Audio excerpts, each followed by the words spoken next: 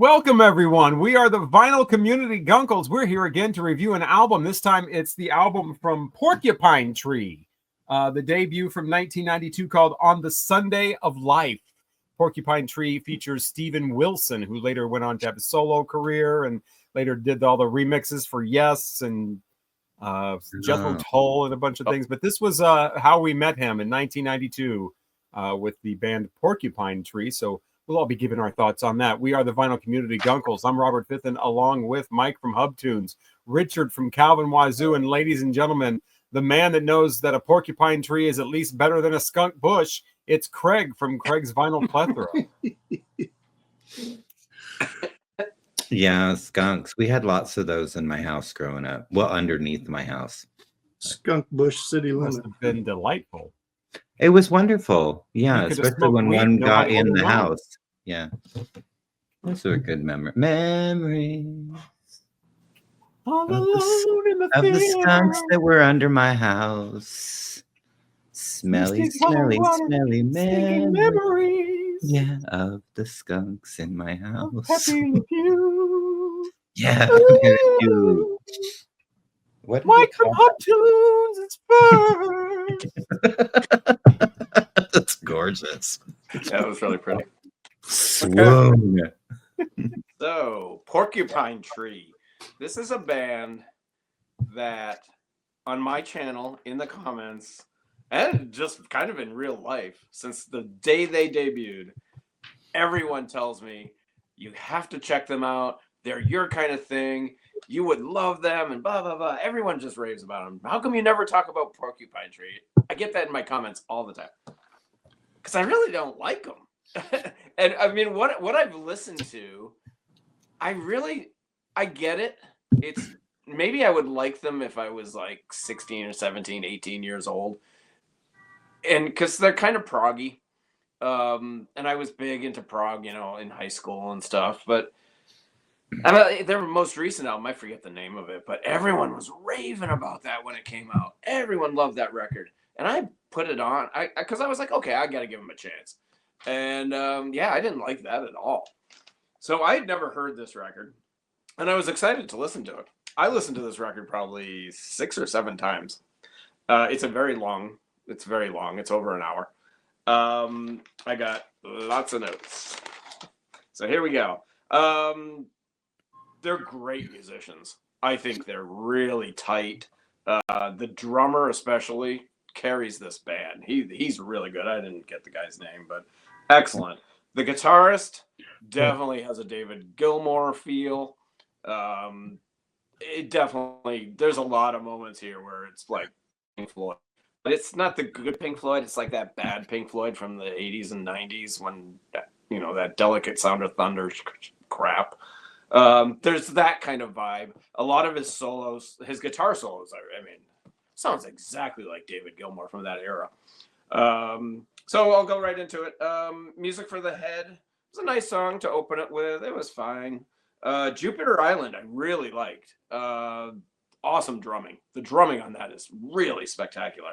That's actually what kept me really engaged in that song. Third Eye Surfer was okay. It's an instrumental. I don't need it. This album could have been cut down by about 25 minutes if you take out all the stuff that it didn't interest me. The Third Eye Surfer was one of those songs. And then the next song on the Sunday of Life, not needed. Don't need that. There you go. There's 6 minutes off the album right there. And I think it kind of ruined the flow of the album for me. These songs that I just didn't, just leave them off. And then I think it would flow so much better for me. One of my favorite songs, Nostalgia Factory. I really like this song. A+. I love the vocals. It kind of reminded me a little bit of Neil Tennant from the Pet Shop Boys. The Floyd guitar is all over this song. This is Pink Floyd, David Gilmour, all over it. Space Transmission, nope. I wrote nope. Don't need it. Cut it out. There's another 5 minutes off the album. Next song, Message from Self something. I can't remember. Self-destructing turnip. Self-destructing. Not needed. Not needed. Take it off. Don't need it. The next song, favorite song on the record. Radioactive Toy. A+, again, Floyd. Pink Floyd all over this song. I loved it. Absolutely loved it. Then the next song, Nine Cats. I just wrote cool song. I really dug it. I didn't put a star next to it. Usually when something really stands out, I put a star. But that song is excellent. I really, really dug the style and the vibe of it. The next song, Him, another one of the high points of the record. I absolutely loved it. Footprints. I think it's called Him, and then it goes into Footprints. Yeah. A+, absolutely loved it. Really, really good song. Probably my second favorite on the record. Then this Linton Samuel Dawson song, I wrote, nope, take it off. Hate the vocals. The vocals absolutely sucked on that song. I couldn't stand that song. Take that off. There's another 6 minutes. This album's down to 45 minutes already. And the Swallows Dance Above. I put a star next to it. I liked it. It didn't stand out as, like one of the best songs, but I did enjoy it. Oh man, we got a lot more here. Fuck. Queen quotes Crowley. I get it.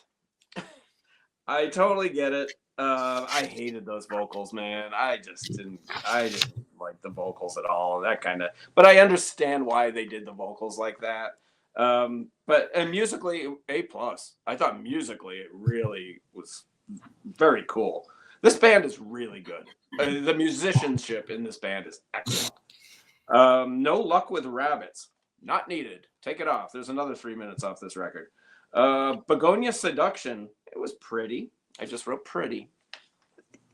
And then two big stars. The Long Silence. Really, really dug that song. And then the final song on the record I really liked too. I thought it was a great closer. I really dug it. It was it's a very long song. It's 11 minutes. And It Will Rain for a Million Years. It's a great instrumental. I thought it was a cool way to end the record. The only place to put this song is at the very end. You don't want to open it or jam it in the middle. I thought it was perfect way to end it. I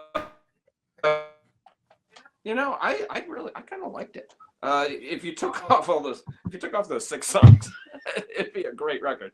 I really dig it.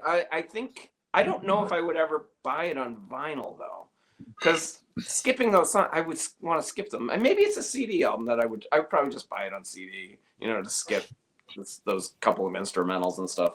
So yeah, I mean, I will give Porcupine Tree another try. I will definitely go into some of their other albums. Maybe they're more popular. I don't know. I don't even know what their most popular records are. I mean, I couldn't even tell you. I know everyone loved that last one. That last one was, I don't know. I think they have 11 albums. I'll give it. Man, 4 seems really high. I'll give it 3.5 rainbows. And just to note that Stephen Wilson played all the instruments. Yeah, I was gonna bring that up. Yeah. Really? There was an additional drummer on one song, and then somebody played an oboe on another song. But other than that, he does everything. He did that. Yeah. Later, other members were. I think the second or third album. Then there were band members added. But the first record was all. He's really good. He gets all the publicity he gets and all the rave reviews. He's awesome, man. I mean, hell of a musician. Yeah. Now I kind of want to give it 4 rainbows. 3.5. Well, yeah, I have 3 Porcupine Tree albums. I've got Stupid Dream, Fear of a Blank Planet, and In Absentia. And of those 3, In Absentia is my favorite one. I was going to mention in this one, his debut, he does everything. But what is even more remarkable to me than him playing everything is his recording and engineering of the sound. Because there are other bands or other artists, who do everything themselves. And then do the recording themselves, but it's not put together. This sounds like people playing. Yeah. in a room.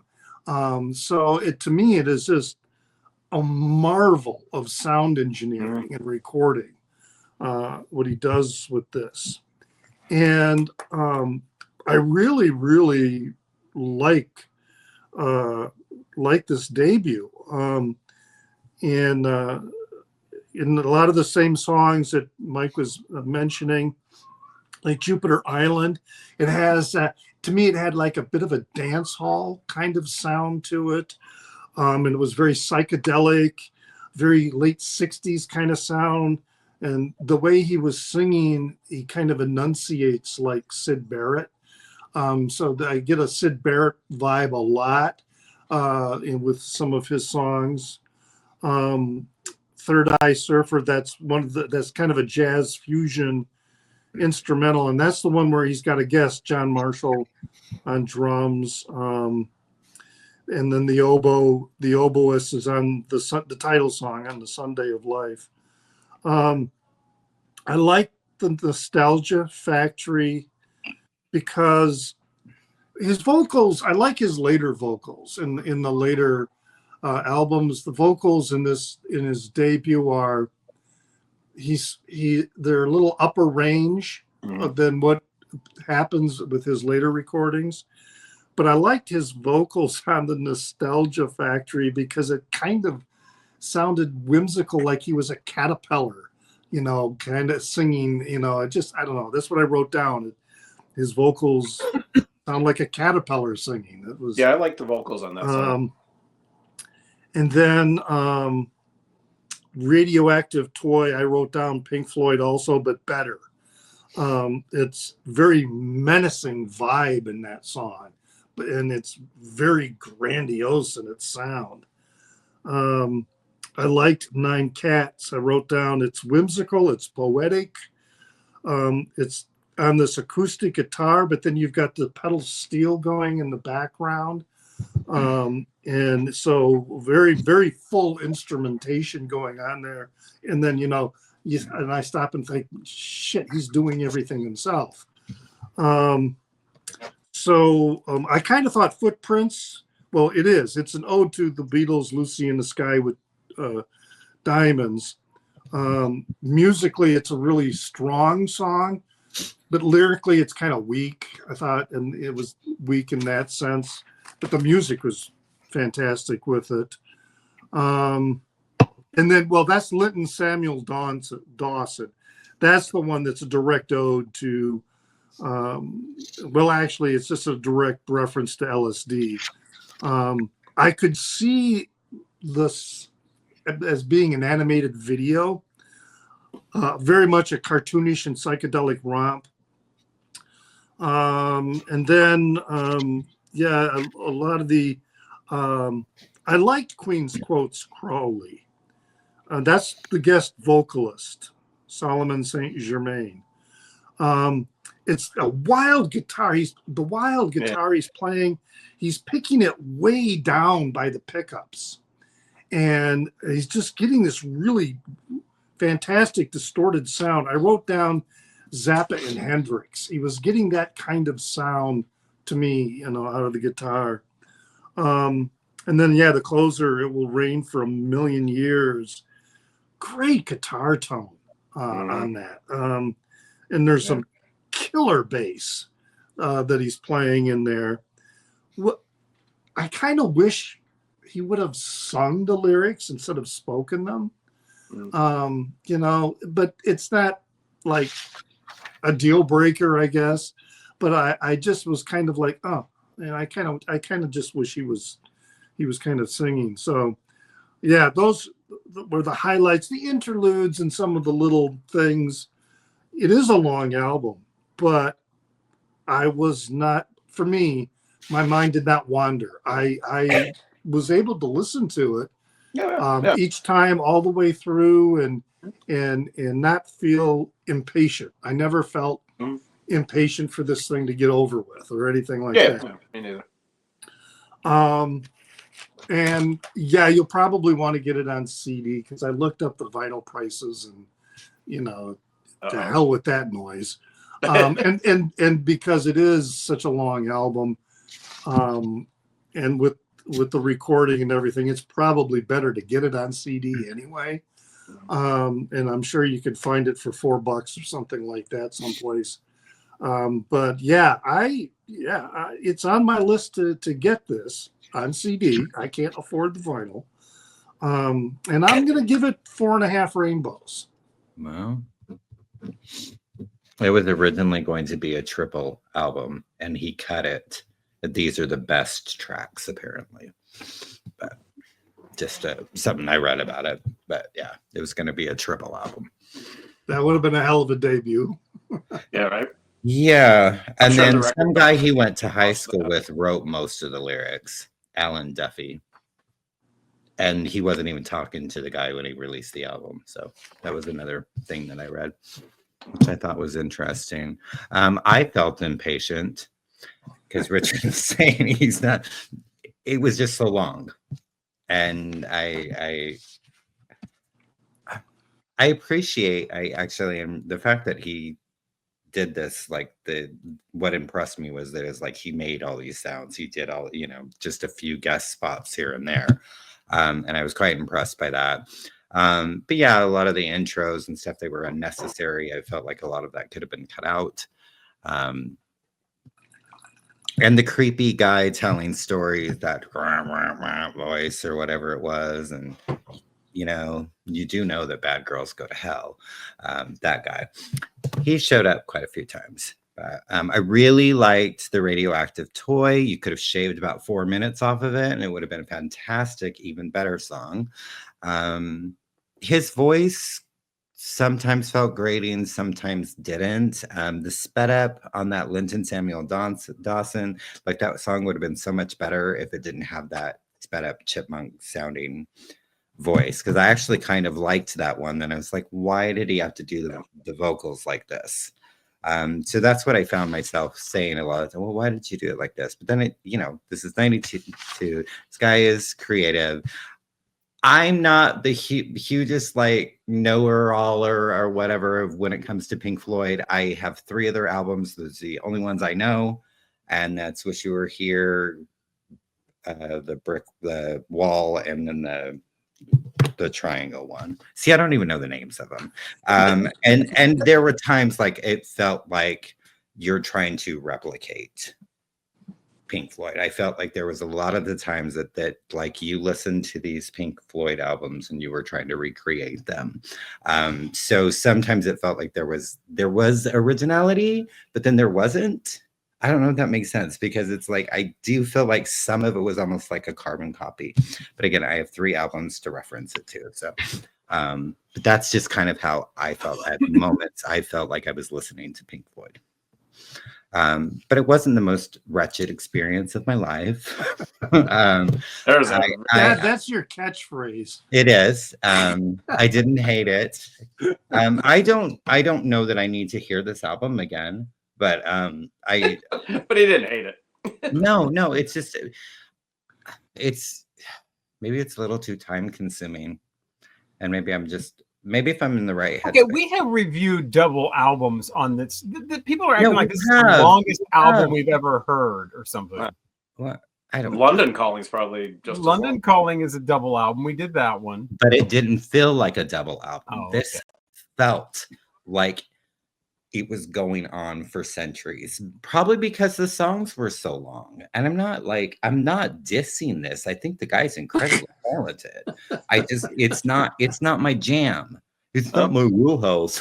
Whatever. Just kidding. Did you just imitate me? Yes. Yeah, you sound just like but not very well. Right. You shush. I mean, I still liked it well enough that I'm giving it 3 rainbows. All right. Well, this is the one I chose. I had never heard this before, and I was doing that whole series on 1992 albums, and this was one of the ones I had left to listen to at the time.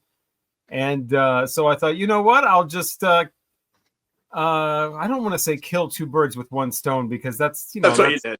Violent against birds. I wish there was a different cliche. Wow. I don't like the killing birds, throwing rocks at birds thing, but but yeah, I took care of two things at once, and I think I picked a really good album to do that with. Yes, it's lengthy, but it sounds like everybody got something out of it, and we were able to discuss it. It wasn't like I picked just some random album and no one knows what to say, and it's like, yeah, it's okay, I don't care, whatever. It's a bunch of pop songs or whatever. It was very interesting, and I'm glad I finally got to hear a Porcupine Tree. I think I had heard In Absentia because I think I listened to that when we did one of our years, whatever year where that came out, and I don't think I liked it nearly as much as this. But I'm glad I actually liked the album I picked because I wasn't sure what this was going to sound like. But yeah, he does do all the instruments on here, and I totally agree that, with what a lot of everybody had said. I mean, I made notes this time because it is lengthy and I wasn't familiar with it. So it's not like I could just, do things off the top of my head. And it's like I'm, you guys are talking and it's like I'm reading my own notes, because you guys are saying basically what's in the notes. Jupiter Island sounds like a fun late 60s pop psych song, just like Richard said. Come on, let's go to Jupiter Island. And I even put Syd Barrett. The pseudo sitars on the Nostalgia Factory go right into the Emerson, Lake and Palmer synths for a drastic change in style that then transforms into a basic rock rhythm with, again, a sped up vocal. This time even more so to the point of silliness. And that's what I like I like the sped up vocal on the one track reminded me of Ween. It's the same exact thing that they would do on their album that came out in '92 called Pure Guava. But I like the silliness because the silliness made it not sound like later Pink Floyd. If later Pink Floyd, like the Division Bell, and would have had some, not necessarily silliness, but would have had some whimsy on it or some fun on it or whatever, it would really help those albums. I am just like Mike. I am not a fan at all. They're terrible. Of the they don't hold Pink up. Floyd stuff. I never liked it anyway. I didn't like it when it came out. I was just like, this is boring. This is bloated. Yeah. This is like just listening to like Fat. If Fat had a sound, it would be the Division Bell. But yeah, I think I agree. This, those little Gristle transitions and those little silly songs take away from that, though. So it doesn't, the whole thing isn't come off as just bloated and boring. Message from a self-destructing turnip seems to let you know that, not to take this too seriously. That's actually what I put. Radioactive Toy. The first 5 seconds of that specific. I mean, Pink Floyd. Yep, absolutely. But the first 5 seconds remind me specifically of Comfortably Numb. Oh yeah, that's the one that I was hearing that, and yeah, right before it goes and Comfortably Numb. That's I mean, but yeah, great. You finally get more of a straightforward vocal with that song. But yeah, I thought that this album was something that 1992 didn't have a lot of. A nice long journey. Not 1992 was all about alternative rock and let's see how noisy we can be. It's the beginning of let's crank it up and see how loud we can be, and we're extreme. And you got the fucking hair bands hanging on by a thread, just being, now they're going for the children audience because the alternative stuff's got the teenagers and the 20-year-olds. So we got to go for somebody. Let's go for kids. And they're singing silly ass songs. So it's like, there's not a lot that sound like this. A lot of albums that sound like this in 1992. This sounds more like an album from 2002 or 2012, really. And I can see why young people are all into Porcupine Tree, and because this album, not only, it's weird because it sounds throwback, to like Pink Floyd and whatever, but at the same time, somehow sounds ahead of its time. So it amazingly accomplishes both of that. But yeah, just a lot of talent in here with the guy playing all of the instruments, and you get great, nonchalant songs like Nine Cats, which is excellent in a very non, assuming way. It's just kind of in there. I totally agree with the, It Will Rain for a Million Years being a great way to close it with an 11-minute long, just flowing along kind of thing. But yeah, I really, like the album as a whole statement. I think that I didn't seem like it was an hour and 15 minutes to me. It seemed like it was more like 50 minutes or something like that. It really went by, and as soon and you know, getting halfway through it, you know, the 4 or 5 times I listened to it, I never felt compelled to turn it off. Like, okay, this is the 5th time I've heard this. I think I'm good. You know, I never felt like that, and I definitely want this. And the thing about this is wanting to get it is there is no U.S. pressing of this on any format. So Really? this is probably not the kind of thing you're going to walk into a music store or something like that, or flea market, and find. You know, this is something that you will have in the United States. You'll have to special order. I can't believe there's never been a U.S. Reissue of this on anything, not even CD. Wow. So that's one of the reasons why I never heard. I mean, this was all exclusively UK. Certainly didn't hear of this in the early 90s. And in the early 90s, I was getting ready to go into college radio, and I heard all kinds of obscure stuff in 93 and 94 from the couple of years before. And I never heard of this at that time. So England, keeping secrets. Mm-hmm. They're like, yeah, you guys can have the Spice Girls and Adele. We'll keep the Porcupine Tree to ourselves. Thanks a lot, England. I will give it 4 rainbows. Adele.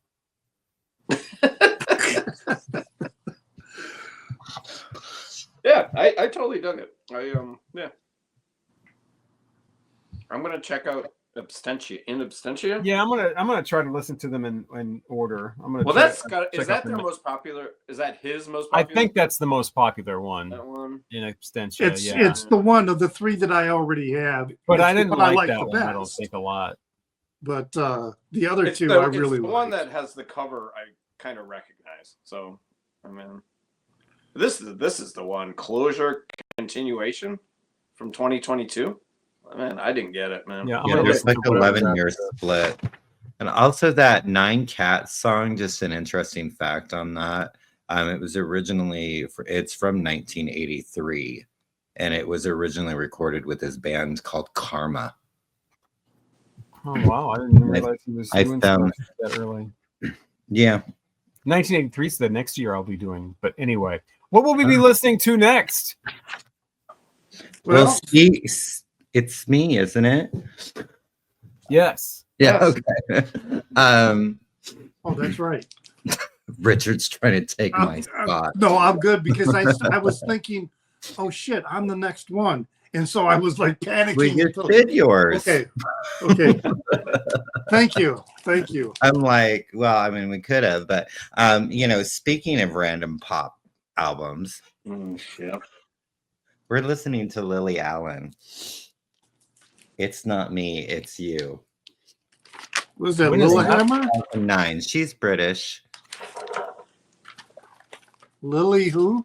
Lily Allen. It's Not Me, It's You.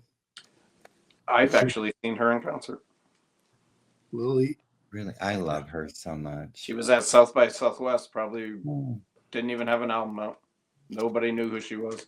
It's not me. It's and you. Nobody cared. Yeah. Nobody cared that she didn't have an album, or they hated nobody her. Cared that she was there.